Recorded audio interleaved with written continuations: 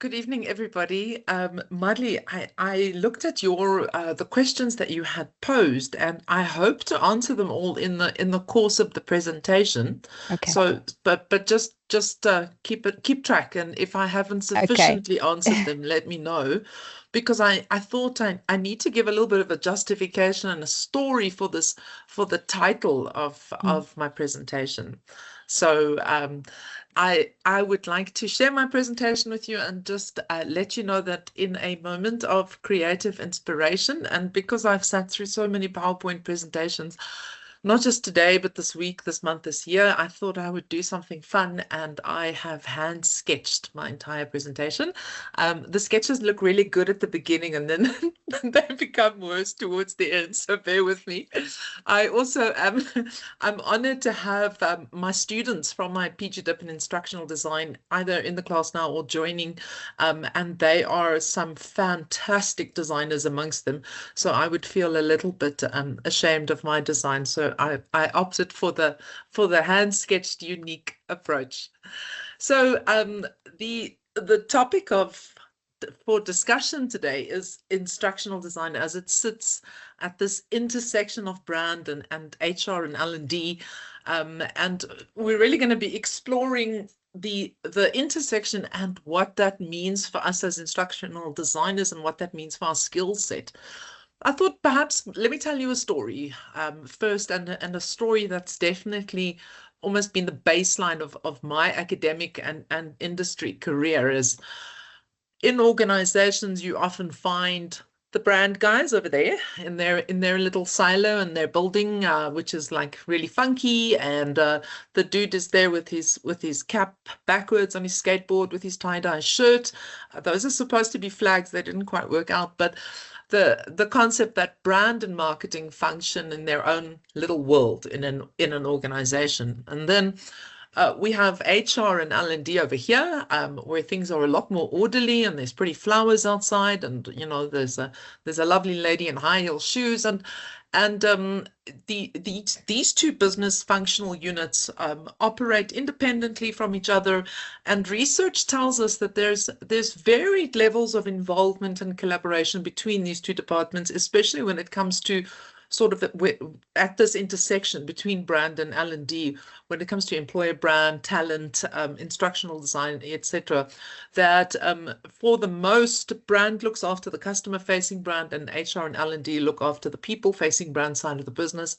And a really interesting study that tested the knowledge and understanding of each of these departments about the other, where they found that brand has very little knowledge and understanding of the sort of theories and tasks and job outcomes that sit with HR and L&D, and in turn, HR and L&D have very little understanding of what's happening in the brand world.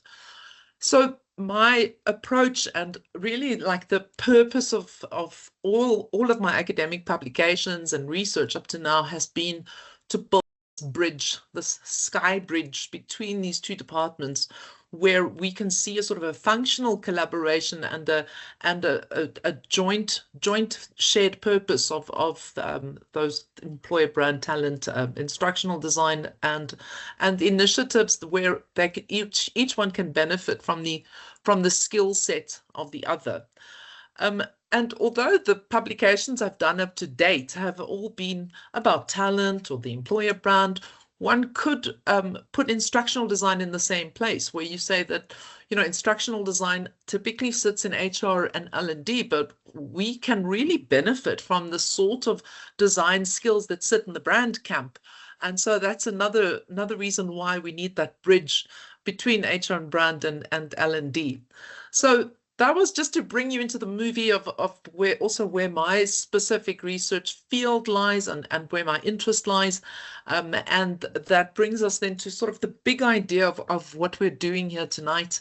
On the one end, brand, and within that, I'm going to touch on things like the brand system, the corporate brand, employer brand positioning, and design thinking. And on the other side, L&D and HR, where you're looking for career development, skills upliftment, talent attraction and retention, the concept of the learning organization. And then here in the middle, where the two intersect, instructional design. And what I'll be showing in this presentation is I'll just be dealing with the definition of it, the many theoretical domains that it occupies, some of the functional angles of it, and from a procedural point of view, what can we draw on from the brand world, and then just some of the brand skills that need to come through in that instructional design space. So that's sort of like the big idea, the high level overview of where we're going with this evening's presentation. Okay. Moving then to starting here with brand and the brand system, corporate brand, etc. My beautiful drawing of Nike.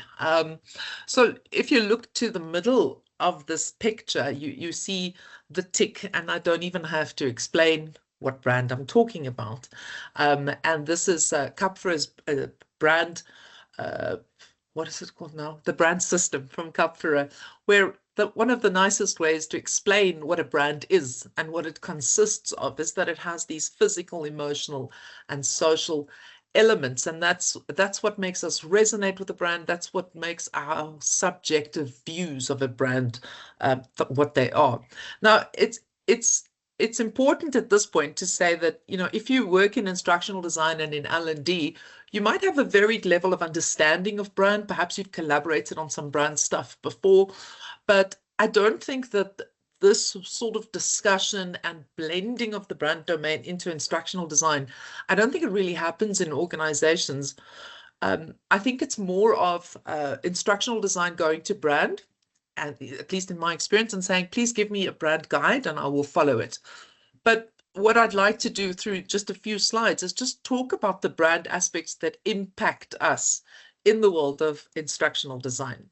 So returning to my Nike tick, from a physical point of view, a brand can be described physically as a symbol or a label or a name or a distinguishing feature that differentiates the brand from others and helps you to recognize that brand amongst others in the marketplace. So in that way, the brand is like the stamp, the tick, etc. But the brand also has these emotional and social aspects. So I used Nike because I am a huge Nike fan, and I can't exactly tell you why. And this is the very nature of brands. It's such a subjective thing. So I have this emotional connection to Nike. I love Nike, right?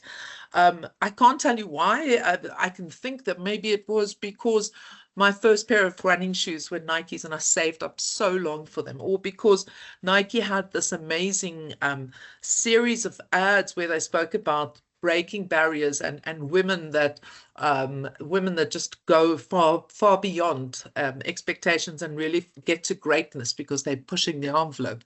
Whatever it is, there is this emotional connection to Nike that I will never buy another brand of running shoe. Then there's also the social aspect of the brand, right? And here it's not social as in, let's all chat and get together, but it's more like social as in, how does society perceive me because of Nike, because of my involvement with Nike? So when I strap up my Nikes on a Saturday morning and I go to park run, what am I hoping that I will be affiliated? What sort of social standing am I hoping to get from it? And so my speech bubble, which looks more like a chicken head there on the right-hand side, is like, dude, she's wearing Nike, so she must be a serious athlete, right? So that's, at its base level, this is the elements of a brand, the way in which we look at a brand and the way in which we can unpack a brand. Now, drawing brands into the organizational reality where most of us find ourselves as instructional designers, there's this, what we call the brand orientation has changed dramatically over the last few centuries. So the last few decades. If you think back a couple of decades, everything was about pushing a specific product or brand, like it was advertising about a thing. And the marketing and advertising all focused on this one sort of product feature, and it was about the features and benefits associated with, I don't know, wearing X or whatever it may be. The shift to what we call a corporate brand orientation, yeah, my pictures are starting to become ugly now, guys. The shift to this corporate brand orientation sees the corporate brand or the overall organizational brand effectively being a sort of umbrella under which all of the customer-facing brands, product brands. You can call it the internal brand, the employer brand. The whole bunch of them fit underneath the corporate brand. So the corporate brand speaks on behalf of the organization or the company as a whole for all of these brands that are clustered below it. So the job of the employer brand, the internal brand, whatever brands sit here, is to basically live up to the corporate brand and to consistently portray the corporate brand. But now corporate brand is such a fascinating thing because it doesn't exist. So, I mean, think about it. The corporate brand will promise things like, this is our purpose, these are our values, this is what we stand for, this is our vision, this is our mission. It's not a thing. It's totally intangible, and it cannot be proven or disproven. It cannot be touched. Its features are not known to us.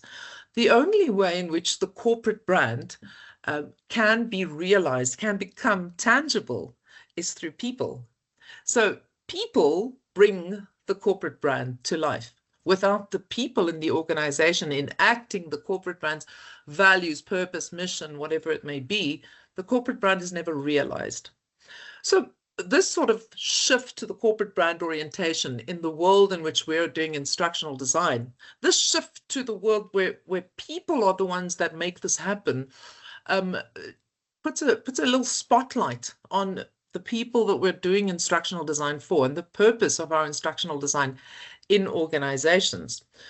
So the one part of or the one brand that instructional design is most closely affiliated with is, of course, the employer brand, which fits in under this corporate brand umbrella, right? So the employer brand, with its employee value proposition, it has the job of this thing is to attract and retain talent. So for those of you who have just joined us, I'm talking about instructional design that sits at this intersection of brand and human resources, or L&D. And I'm slowly but surely getting to the point here where I'm taking the world of brand building and I'm kind of narrowing it down into what we do as instructional designers, and showing in this way what an important job we do in realizing the overall brand of the organization. So to return to this beautifully drawn slide, the employer brand with its employee value proposition, its job is to attract and retain talent. There's some disagreement in the field. Some people see the employer brand as only a talent attraction tool, so it's an outward-facing brand, whilst the internal brand builds talent inside. I am with the school of thought that says it's actually about talent attraction and retention, because the promises that you're making in the employer brand when you attract talent must be realized in the working experience, or they won't continue working for you. And it's also, the employer brand is also fed by internal employees. So whichever way you want to slice and dice this thing, the employer brand and the EVP, that's the one that gets this, the company at the end of the rainbow that looks like this perfect 5-star company to work with, the golden walkway to the company. The employer brand and the employee value proposition is the one that's going to do that for you and get you the right people attracted to your pot of gold company at the end of the rainbow.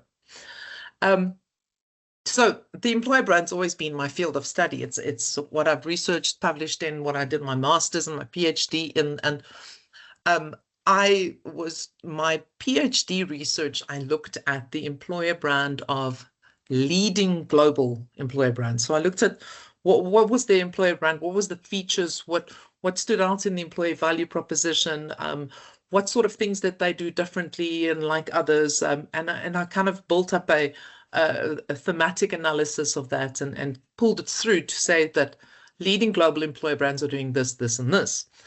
So some of the things I found in these leading global employer brands, right? And the reason I've got caps, all caps with all, right, is because it's so significant. So when I say all, this means every single one of the leading global employer brands that I researched displayed this as a feature. So it wasn't that the 28 of them did it, but the other 2 weren't quite there. And I think it's really significant as a researcher when you can say, listen, every single one of them did this. So there's something here. There's definitely, like, this is a best practice. So all of these leading global employer brands, all of them featured learning and development as a part of their employee value proposition, as a strong part. So learning and development was used, learning and development opportunities to attract talent to the brand.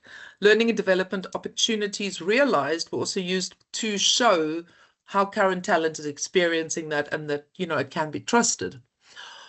All of them spoke about a tailored and unique approach to learning and development.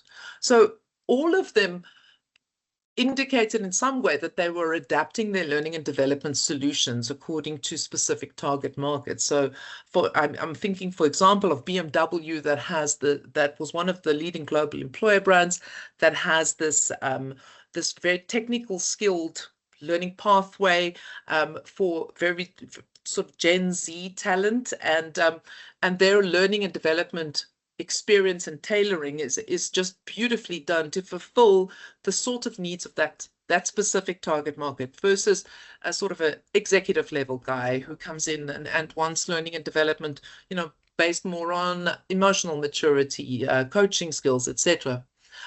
So all of them have tailored and unique learning and development solutions.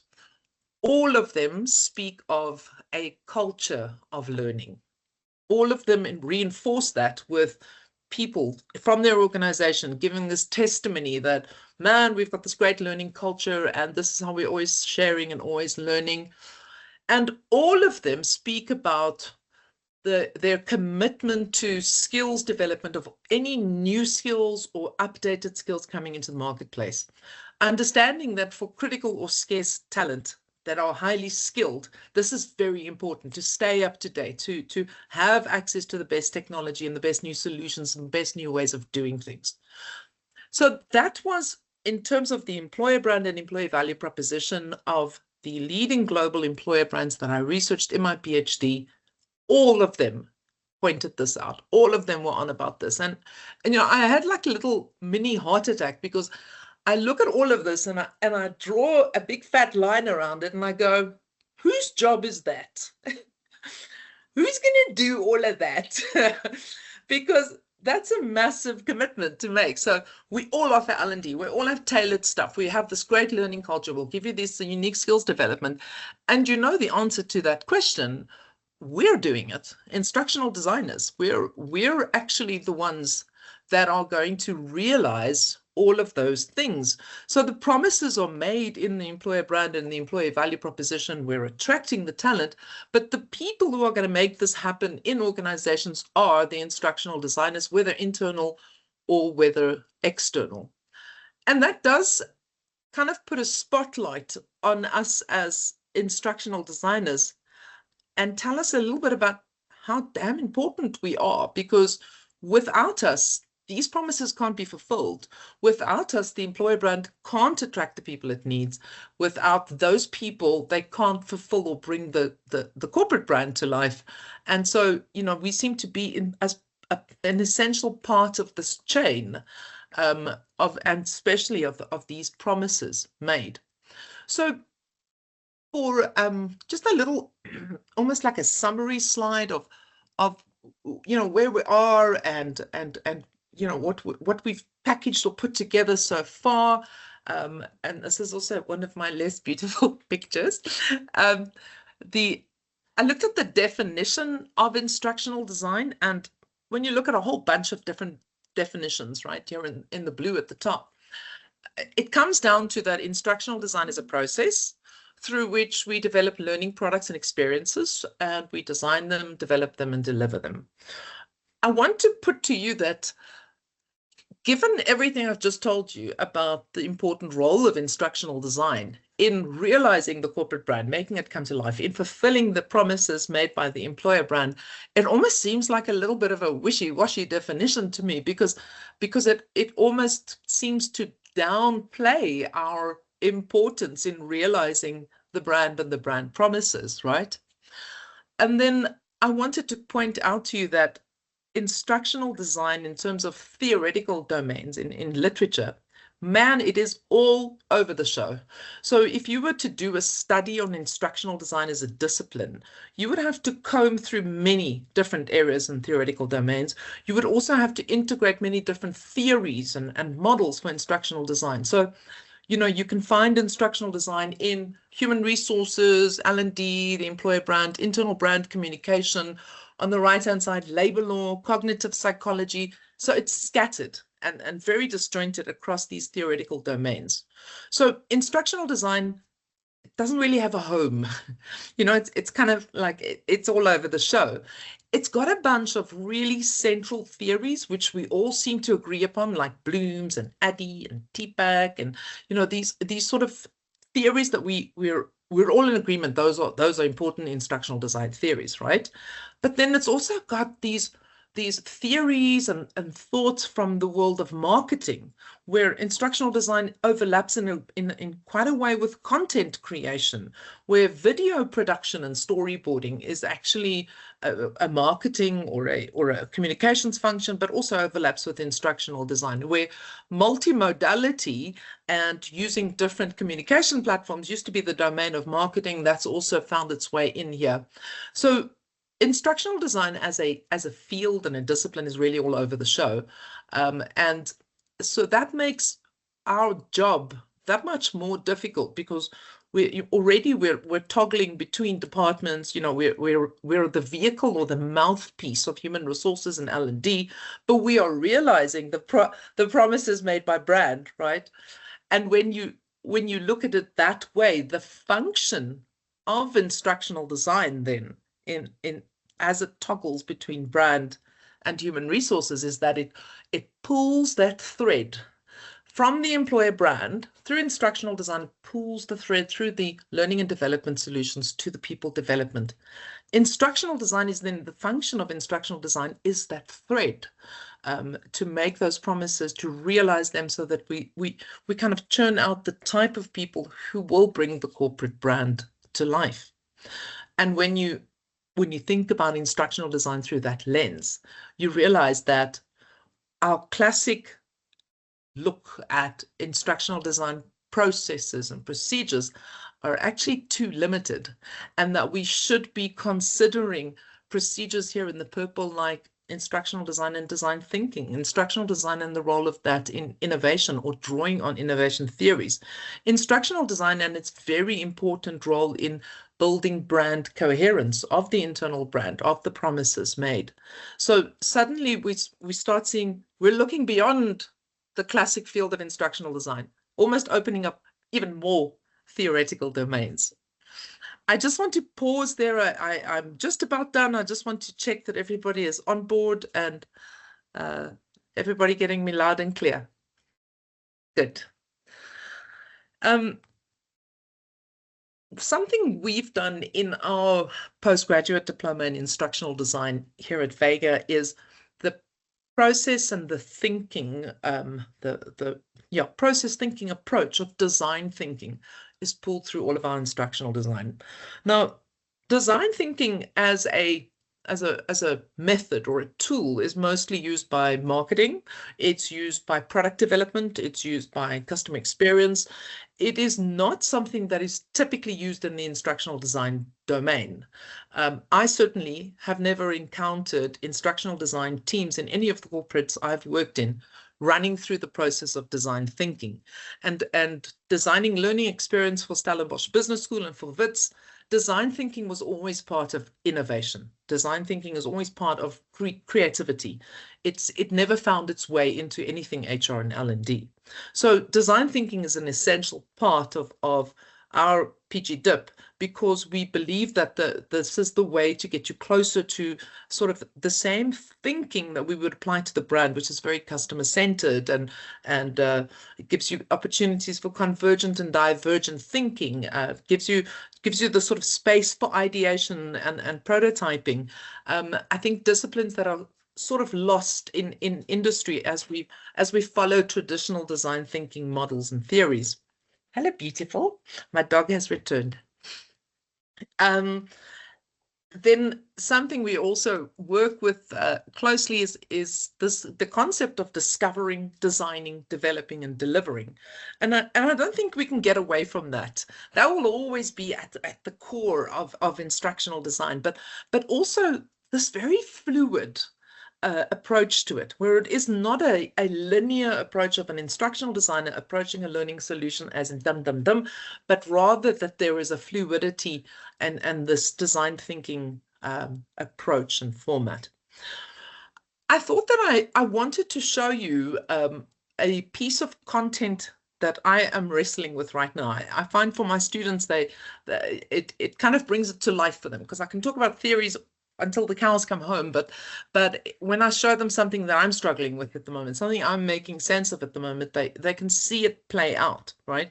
So I do instructional design consulting for several organizations, and I find that my skills in brand thinking, my skills in design thinking, my skills in creatively conceptualizing, my skills in packaging and content creation, visual representation, these skills are all necessary. And although they are typically seen to be sort of content creation, communication, marketing skills, I don't know how I could do what I do without those sort of brand influences. So I give you the raw content that I receive from a client, right?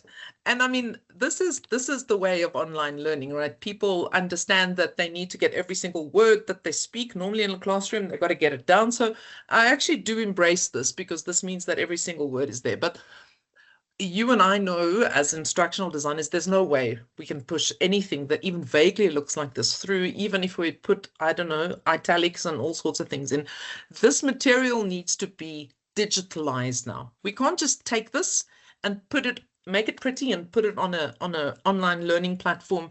It actually needs to be reconsidered. The whole design thinking process needs to happen from the beginning, where we need to discover and then, sort of ideate and come up with different solutions, kind of prototype and feel your way through that. And so this is where my beautiful sketching skills comes in quite handy, because these are some of the sort of central visuals that I've created out of words like that, where I have reconceptualized, gone back to the beginning and thought, okay, guys, high level framework, how are we going to do this? What will it look like? And then sort of starting to unpack what that could play like in terms of a storyboard, very rough, as a sort of a graphic design brief.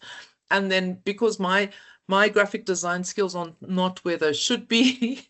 I'm not the world's greatest graphic designer, but I at least know how to brief graphic designers very well. Leaning on that skill set to get to sort of designed visuals that now incorporate the digitalized version of that, and then being able to pull that very wordy thing through into learning material that looks like this. This is a Microsoft Word. This is the exact material that I showed you just now, the wordy ones. This is what it looks like when I lay it out in Microsoft Word, bringing in elements, bringing in different highlights, placing things in blocks, definitions, videos, etc. And then, this is kind of what articulate rise files will look like of similar sort of content.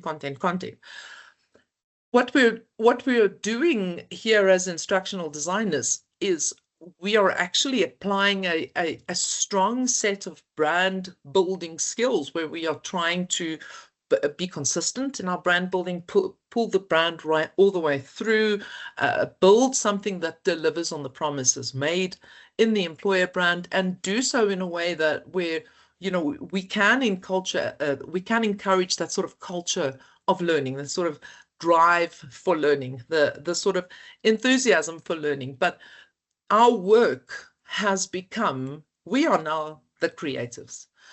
Instructional designers are no longer the writers.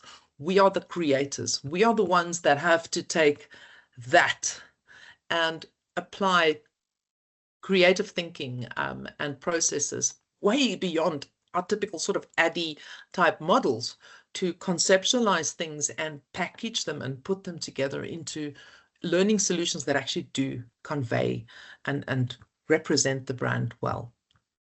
And that is my whole story.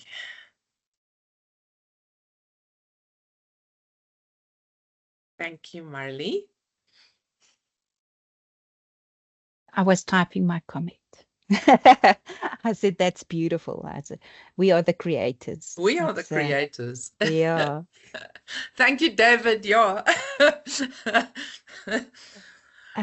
Thank you so much, Michelle. That was really, really insightful. I think I've actually never spent that amount of time looking at instructional design from that brand perspective. I think it's such a nice way to unpack it. And I so identified with what you said about the field as scattered all over. And that's so evident um, in if you look at job ads for instructional designers. The list of requirements they've got on there is just astonishing.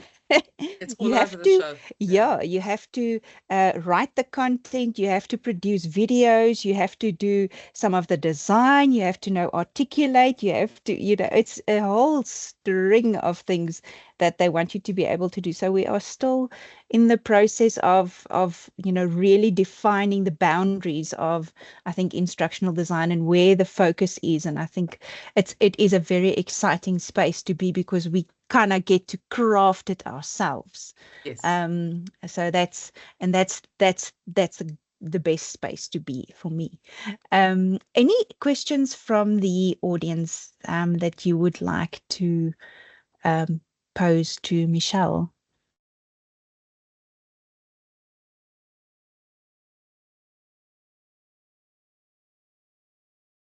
I see David's comment, and I would love to add to that as well. It's like, you, as instructional designers, again, we are so used to, typed and vectors and perfect photographs, that those drawings was just like a breath of fresh air in a completely in an industry polluted by computer Yes. generated images.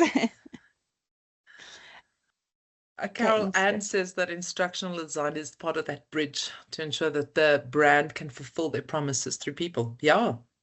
I mean, very nice. That one screen that I showed, what all these employer brands have in common, they're all promising this, and I'm sitting there thinking, who's going to do that? We are. Yeah. So like the game has changed for us. We're no longer just people in the back room.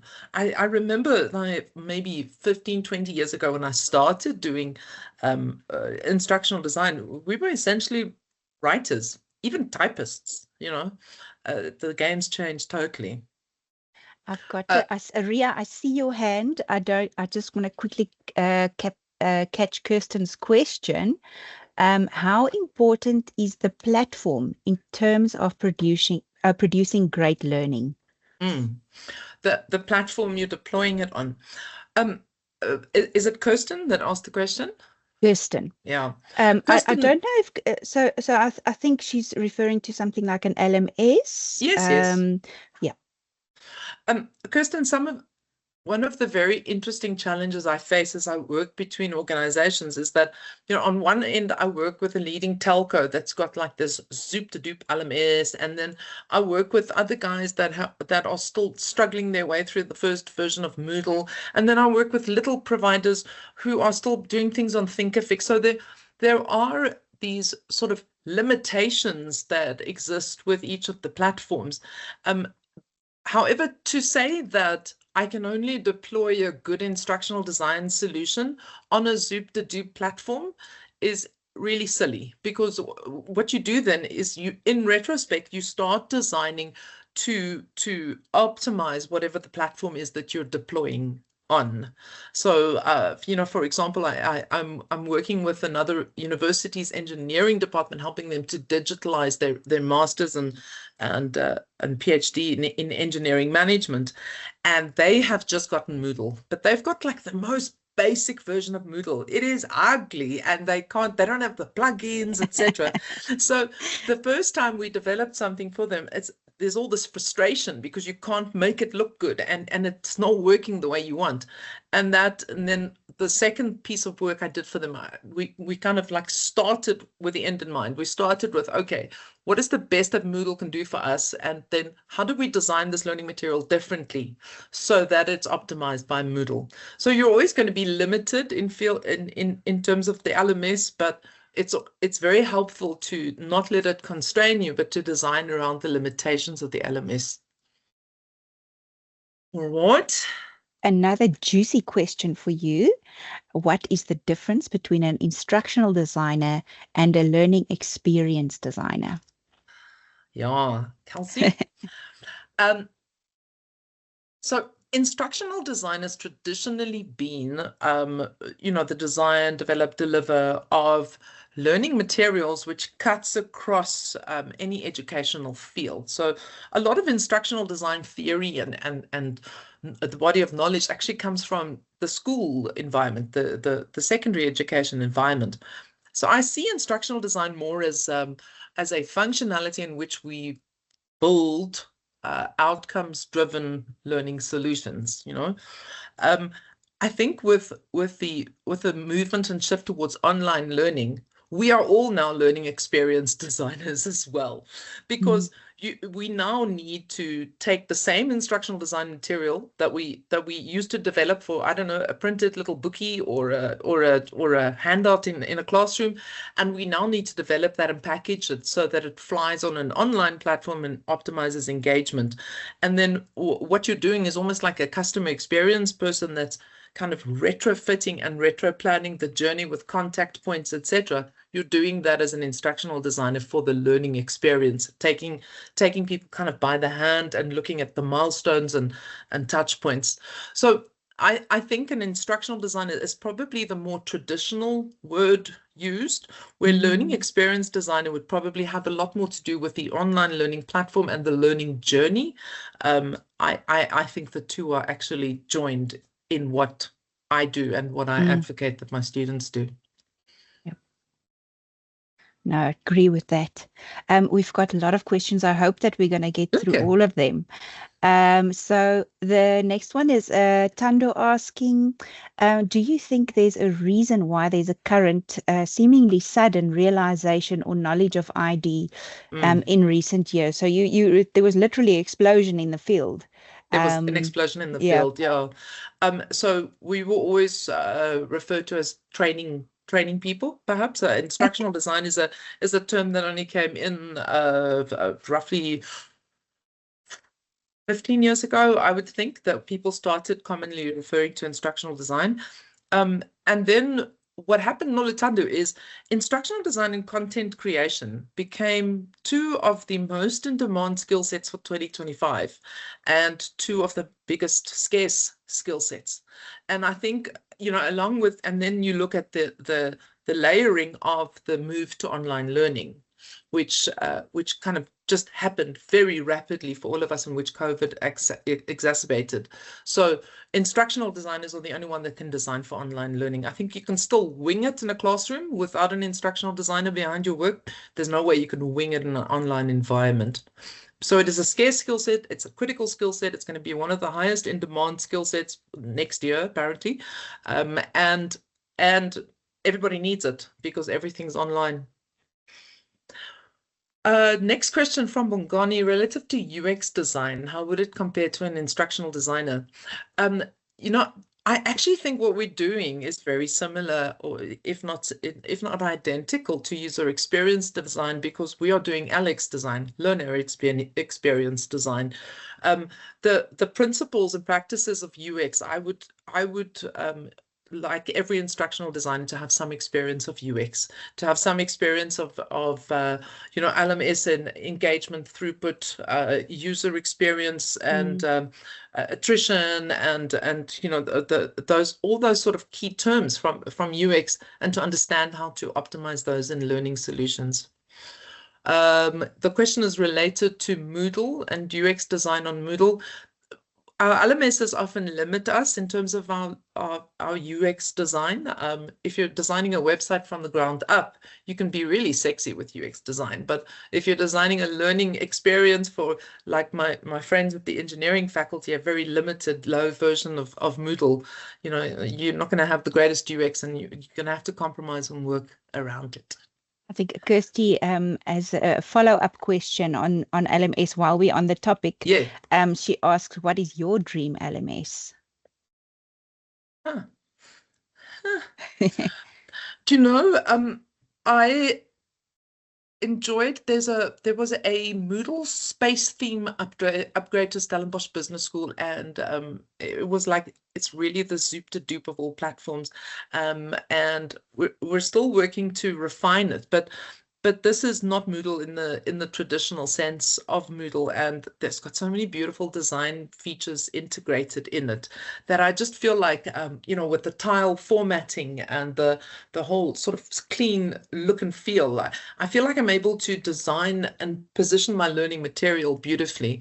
I also prefer working with SCORM packages, like an articulate rise export, and putting that onto the LMS. It's a hell of a lot cleaner than designing into an LMS, which I have to do sometimes when we work with platforms like Thinkific or New World, etc.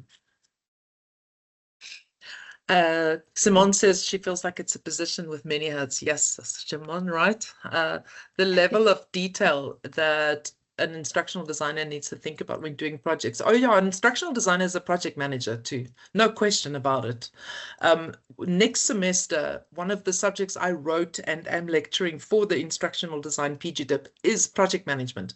I'm taking these guys through the whole story, everything from scoping onwards and cost and balancing things with the cost, time and effort. I'm taking them through project plans, etc., because you need this if you're running a project at scale, like a project I just delivered, which is huge, so many moving parts and so many things that need to be part of it, different iterations and rollouts. You cannot do it without a basic understanding of project management. Have I ever had to deal with conflicting brands? So I often have to combine different departmental brand images and sometimes conflicting brands without making the final result look crazy. One project I had branding with 4 different universities who all wanted input on the brand image for a new project that they planned to collaborate on. Co-branding is a nightmare in any sort of design term. And then I find that in instructional design, if you're brand conscious, you're constantly reinforcing the brand positioning, reinforcing the keywords that the brand wants, the change they want to drive with it. So your language and your use of headers, your use of visuals are all very tailored to a specific brand and to what that brand wants to accomplish with that solution. And it becomes absolutely nutty when there's then more than one brand and more than one set of solutions driving it.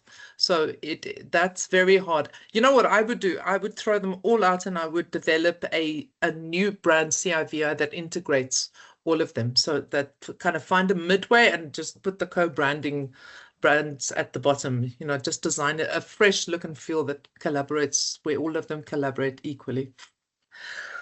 What's the timelines look like for a project? Like the example you just showed us, just to get an idea. I love how when I start working with someone on an online a project, and when I ask them, when do you want this to go live? What sort of timeline are we looking at? They always think it can be done in 3 months. There is no world in which a decent online project happens in less than 9 months. And I'm not joking. From the moment that you start the conversation and do the high level framework and designing that, putting that down, getting all of the different parts to collaborate, then designing a sort of a brand guideline and a look and feel, then doing those sort of high level images, then putting the content in, running the content through different iteration rounds, adding the videos. Video production is by itself a thing. Then you have to put it onto whatever the development platform is. Then you've got to test it on the LMS, and then the videos have got to be added in, and then the assessments have to come. No, there's no way. I cannot do any online program or course in under in under 9 months. You know, sometimes you manage to wing it through, especially when there's not a lot of feedback loops. But 9 months, like a baby, 9 months. What advice would I give to someone who's got no background in education but is interested in pursuing instructional design, and what challenges do you face in the field and how can you best prepare for them? Um, Firstly, if you've got no background in education, that should not hold you back at all. I started in sort of training, and from there got a little bit of understanding on training, but I don't have a formal education in instructional design whatsoever.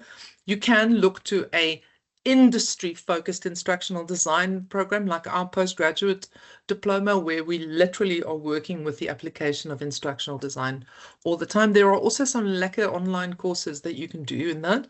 What challenges do beginners face in the field? You're going to get lumped. You're going to get lumped with the team that make pretty pictures. That's the challenge beginners face in the field. You're going to get lumped with a part of the flow of instructional design that is absolutely brainless and is horrible, and you're going to be doing the same thing over and over every single day of your life. That is unfortunately the way we learn, but junior instructional designers typically work on one part of the process, and it's so boring, and it just takes time to be able to manage the whole thing from a higher level.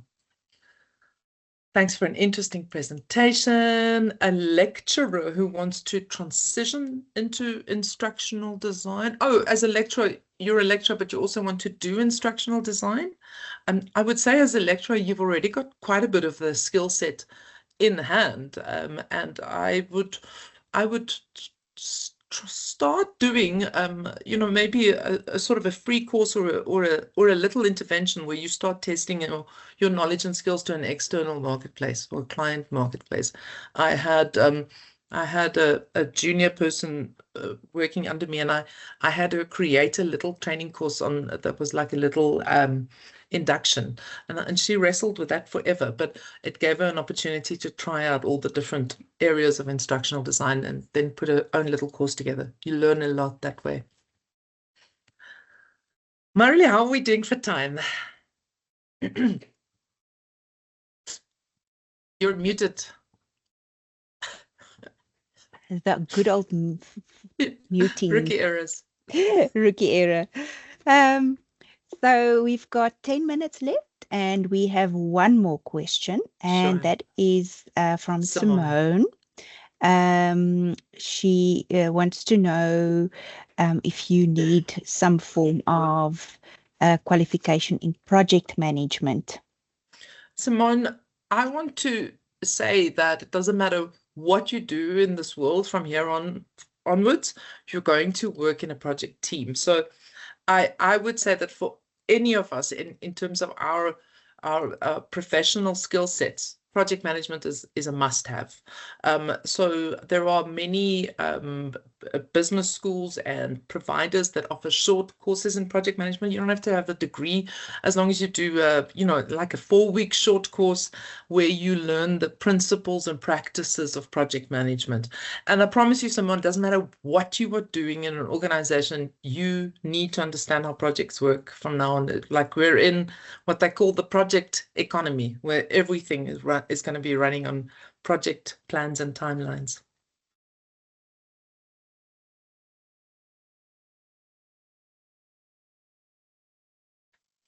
You're muted again, Marilee. Nice.